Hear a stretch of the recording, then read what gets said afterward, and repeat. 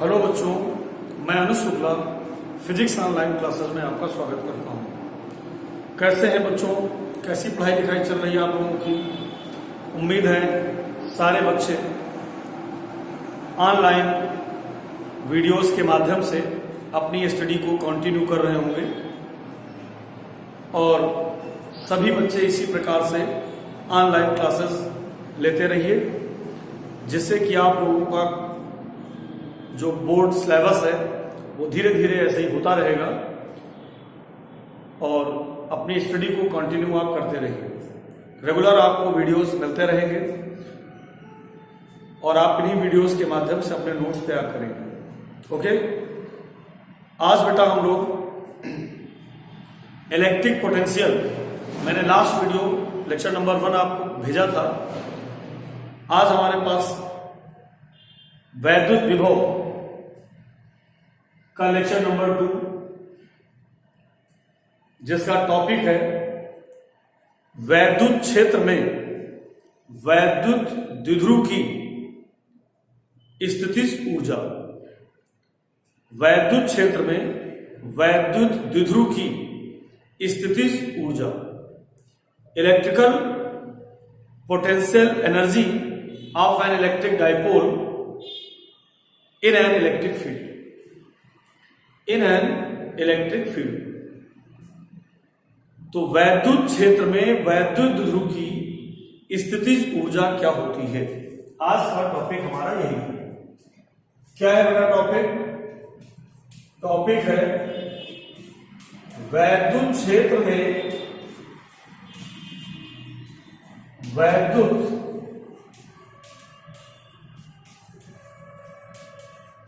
द्विध्रुव की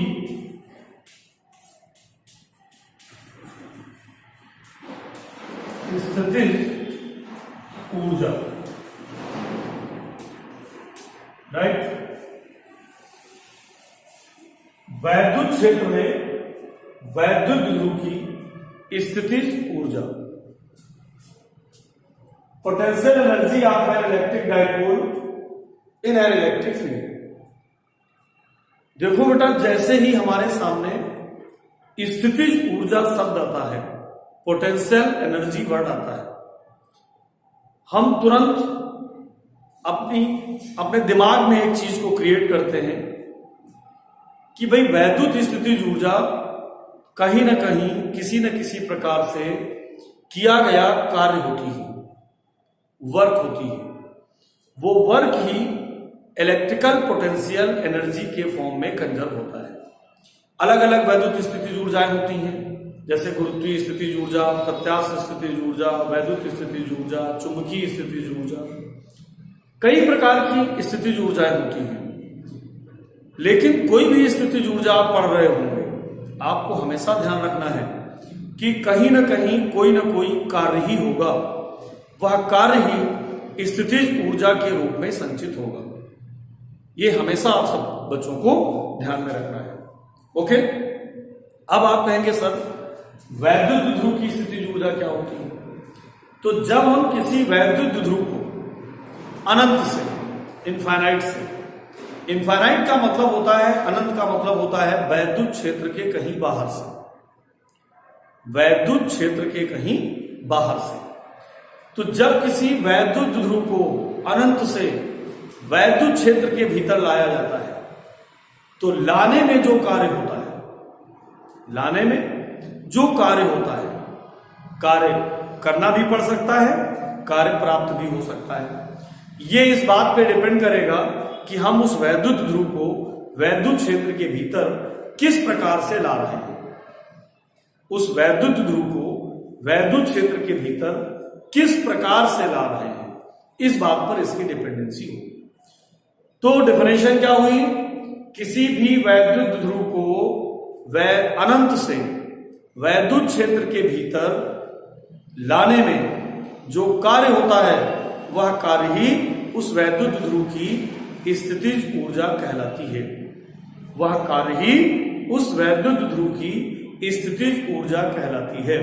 तो डेफिनेशन फिर से सुने, वैद्युत द्विध्रुव को अनंत से वैद्युत क्षेत्र के भीतर लाने में जो कार्य होता है वह कार्य ही उस वैद्युत ध्रुव की स्थितिज ऊर्जा कहलाता है, इलेक्ट्रिक पोटेंशियल एनर्जी कहलाता है। ओके, तो हम क्या करते हैं, ये देखो बेटा एक वैद्युत क्षेत्र है, ये मैंने एक वैद्युत क्षेत्र बनाया कैपिटल ई वेक्टर। क्या बनाया? Capital E vector. अब हमने क्या किया, इस वैद्युत क्षेत्र के कहीं बाहर से, यानी कहां से, इनफाइनाइट से, एक वैद्युत ध्रुव को लाना है, इसके अंदर लाना है। अब जब इसके भीतर हम वैद्युत ध्रुव को लाएंगे तो देखो कैसे लाएंगे। ये मान लीजिए वैद्युत ध्रुव, देख रहे हैं, ये ध्रुव का जो ब्लैक पार्ट आपको दिख रहा है, ये इसका -q आवेश मान लीजिए यहां पे है, और यहां पे मान लीजिए +q आवेश। ओके, यहां पे क्या मानेंगे, -q आवेश है, और यहां पे क्या मानेंगे, +q आवेश।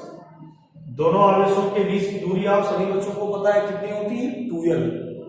कितनी होती है, 2l। तो एक वैद्युत ध्रुव है, -q और +q आवेशों से मिलकर बना है, जिनके बीच की दूरी 2l है, और इसको इस वैद्युत क्षेत्र के अंदर ऐसे लाया जा रहा है। Is it right? ऐसे इसको हम लेकर के चले आ रहे हैं। अब बताइए कौन सा चार्ज पहले पोल के अंदर एंटर करता है, -q। इसको हम लोगों ने क्या माना था, -q माना था। तो -q देखिए पहले अंदर एंटर करता है, फिर कौन एंटर करता है, +q। राइट? तो जब -q इसके अंदर एंटर करता है, और लाते समय आपको ये बात और ध्यान रखनी है कि इलेक्ट्रिक डाइपोल मोमेंट की जो डायरेक्शन है, वैद्युत ध्रुव आघूर्ण की जो दिशा है, वो हमेशा क्षेत्र की दिशा में हो। कैसे हो, क्षेत्र की दिशा में हो। देखो जब आप इसको यहां रखोगे तो ये -q और ये +q, तो ध्रुव आघूर्ण की दिशा नेगेटिव टू पॉजिटिव पोल की तरफ होगी, नेगेटिव टू पॉजिटिव पोल की तरफ होगी। कंफर्म? और इसको हम इसके अंदर लाना स्टार्ट करेंगे। जब आप इसके अंदर ऐसे लाओगे तो पहले कौन सा चार्ज अंदर एंटर करेगा, -q।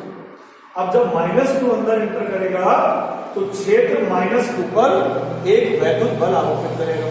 क्या आरोपित करेगा, एक वैद्युत बल आरोपित करेगा। तो -q पर तो बल लगने लगा, लेकिन +q पर अभी कोई बल नहीं लग रहा है। क्यों नहीं लग रहा है? क्योंकि +q क्षेत्र के बाहर है। +q ये देखो यहां पे क्षेत्र यहां तक है, ये +q यहां है, क्षेत्र के बाहर है। तो +q पर अभी कोई बल कार्य नहीं कर रहा है। कंफर्म? और इस वैद्युत ध्रुव को हम इस क्षेत्र के अंदर ले आते हैं। देखिए ये वैद्युत ध्रुव हो गया AB, ये ध्रुव की क्या है, अक्ष। राइट?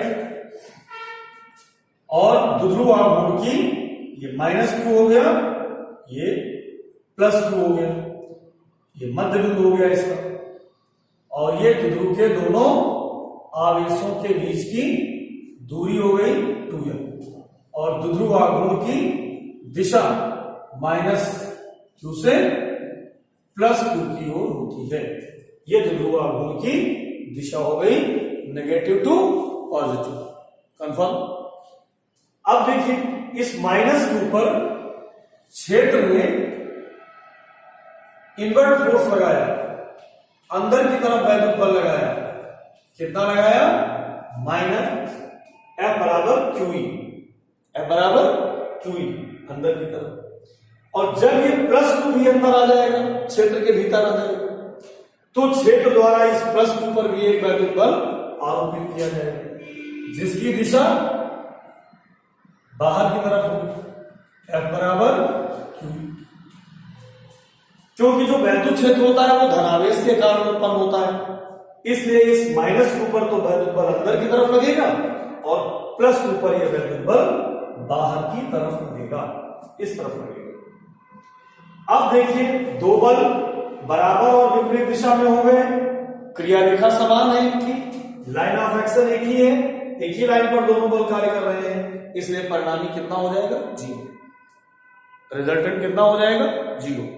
और ये वैद्युत ध्रुव यहीं पर आके रुक जाएगा। तो इस ध्रुव को क्षेत्र के भीतर लाने में हमें कितना कार्य करना पड़ा?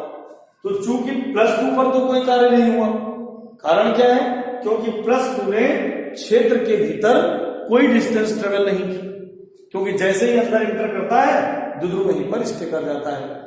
तो +2 द्वारा क्षेत्र में तय किया गया विस्थापन कितना है? 0।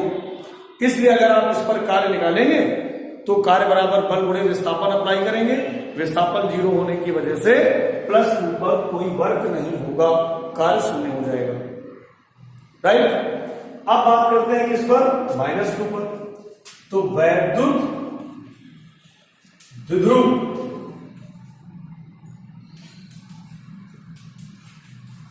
के आवेश -2 इस पर -2 पर आरोपित बल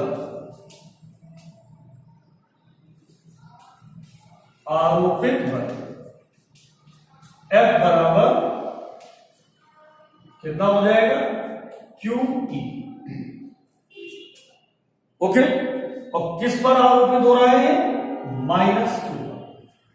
तो F बराबर हो गया -QE। अतः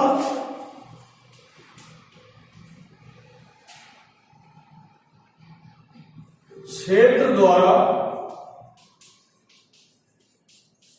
कृत कार्य, कितना कार्य क्षेत्र ने किया इसको अंदर लाने के लिए, कितना कार्य किया? W। कार्य बराबर क्या होगा? बल गुणे विस्थापन। -2 ने क्षेत्र के भीतर कितनी डिस्टेंस ट्रेवल की है? 2L। तो विस्थापन कितना हो जाएगा? 2L। तो W बराबर हो जाएगा, F की वैल्यू कितनी रखेंगे? -2E into 2L। चूंकि आप सभी बच्चे जानते हैं Q इंटू 2L का गुणनफल वैद्युत द्विध्रुव आघूर्ण कहलाता है, इलेक्ट्रिक डायपोल मोमेंट कहलाता है। तो Q इंटू 2L की वैल्यू कितनी रख दोगे? P और इंटू में क्या हो जाएगा? E। तो W बराबर आ जाएगा -PE। यह कार्य ही वैद्युत द्विध्रुव की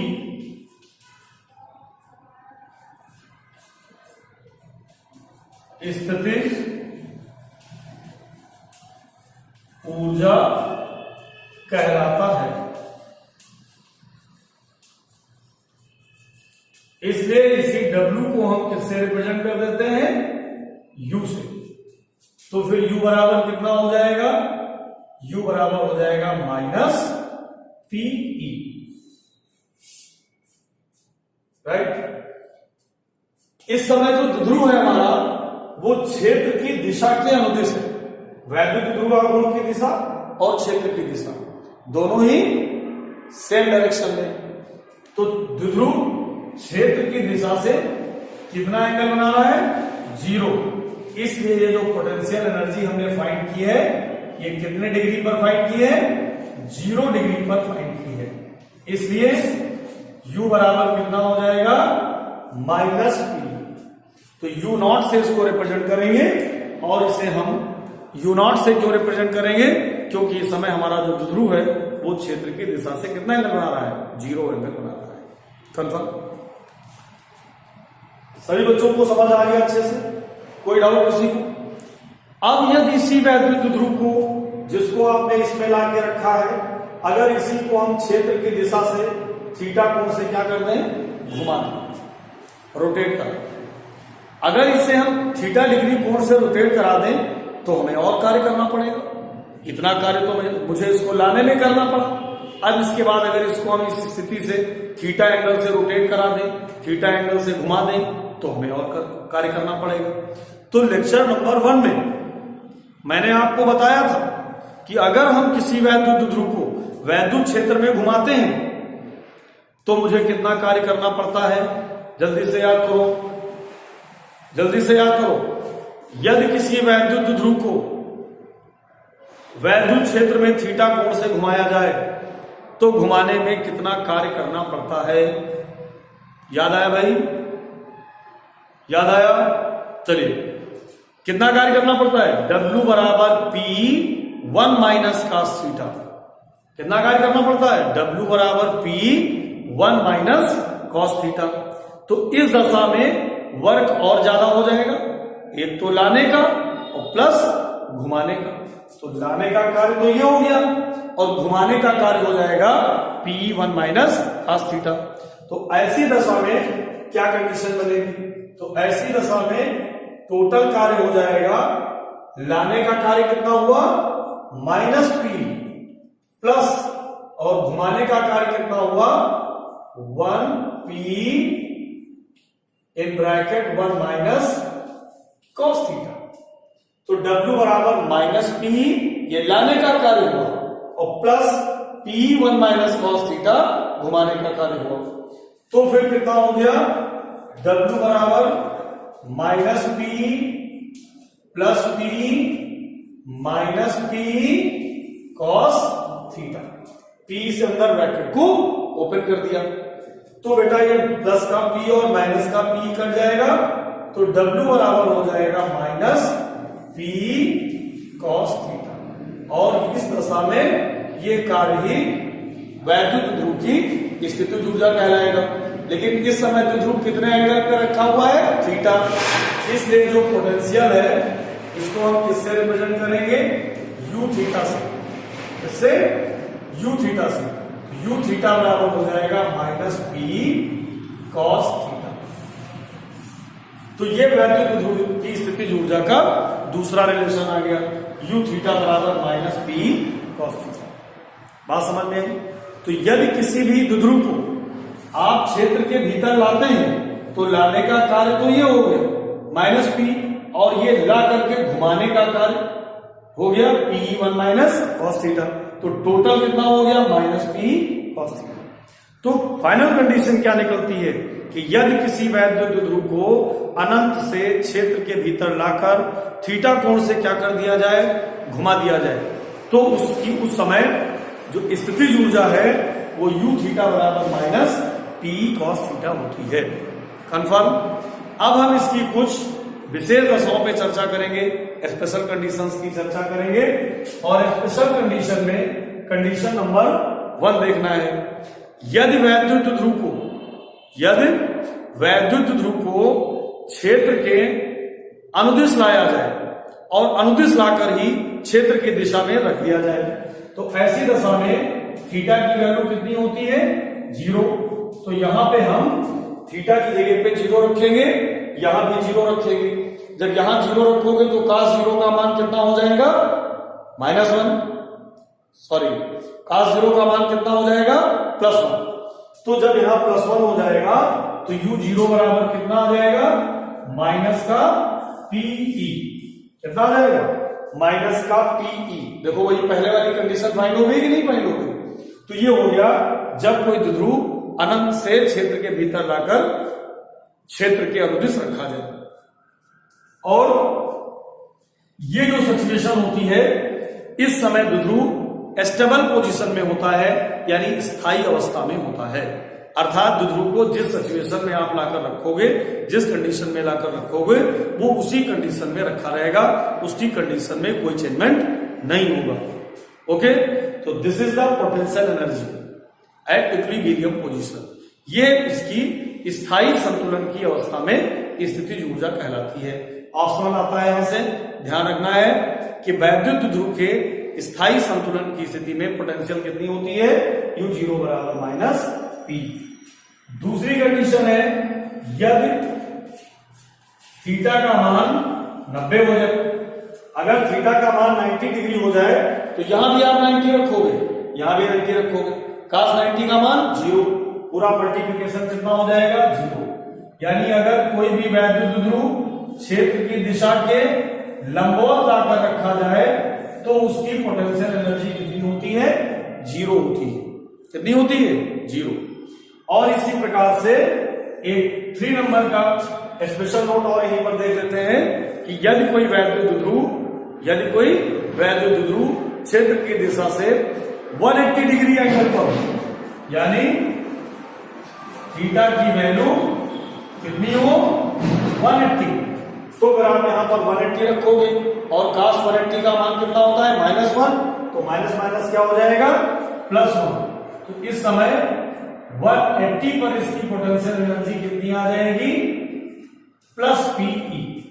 जब यहां पे -1 रखोगे तो माइनस माइनस कितना हो जाएगा? तो ये हमारी U180 बराबर हो जाएगा प्लस पी, राइट। और इस समय जो ये U180 प्लस पी निकली है, ये वैद्युत ध्रुव की अस्थायी संतुलन में स्थितिज ऊर्जा कहलाती है। यानी इस सिचुएशन में वैद्युत ध्रुव स्टेबल नहीं रहेगा, बल्कि क्षेत्र उसको फिर से घुमाकर क्षेत्र की दिशा के अनुदिश करने का प्रयास करेगा। क्षेत्र की दिशा के अनुदिश करने का प्रयास करेगा। Is to be right. तो बेटा आज का जो मेरा टॉपिक था वो वैद्युत क्षेत्र में किसी वैद्युत ध्रुव की स्थितिज ऊर्जा क्या होती है, पोटेंशियल एनर्जी क्या होती है। समझ आया सभी को? सारे बच्चे इस वीडियो को बार बार प्ले करें और अच्छी तरीके से स्टेप बाय स्टेप देखें, समझें और अपनी कॉपी पे इसके नोट्स भी तैयार करें। ओके, उम्मीद है बेटा सभी बच्चों को आज का ये वीडियो समझ में आया होगा, अच्छा लगा होगा। हमारे सभी बच्चे इसी तरीके से ऑनलाइन क्लासेस पढ़ते रहिए और आगे बढ़ते रहिए। बहुत बहुत धन्यवाद। That's all.